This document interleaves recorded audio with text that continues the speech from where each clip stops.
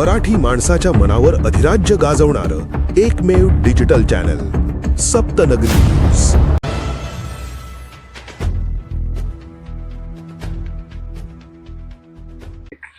आमचे बिल 2023 पासून 30, 54, 27, 22 या हेडचे थकीत करण्यात आलेले आहे। आम्ही ते काम करत असताना आम्ही आरे बिल काढले होते। आरे बिल काढल्यानंतर त्या कामाची सकल चौकशी झाली। चौकशी झाल्यानंतर बांधकाम विभागामार्फत त्या सगळ्या कामाची चौकशी, फोटो, व्हिडिओज, एसक्यूएम वगैरे सगळं फायली वगैरे सगळं पूर्ण हे करून डिपार्टमेंटला जमा करण्यात आले।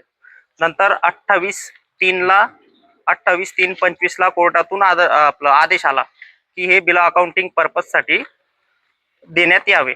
मग त्याच्यानंतर कलेक्टर ऑफिस मधून आमचे एमबी बिल वगैरे ते सगळं झेरॉक्स वगैरे काढून मग कलेक्टर मॅडमांचा लेखी आदेश आला की हे बिल अकाउंटिंग पर्पज साठी किंवा हे अदा करण्यात यावे।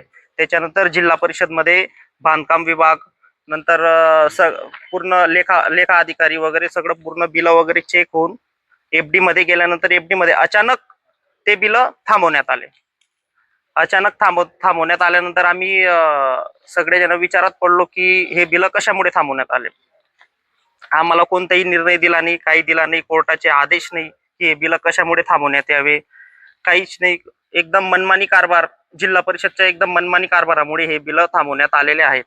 आणि सदर आम्ही सगळे सुभेचे ठेकेदार जे आहेत, आमचे हप्ते थकलेले आहेत, आमच्याकडे आमचं गोल्ड लोन झालेलं आहे, सगळं आमच्याकडे 1 रुपयाही काही शिल्लक नाहीये। व्याजवाले आमच्या घरी दररोज फेऱ्या मारत असतात।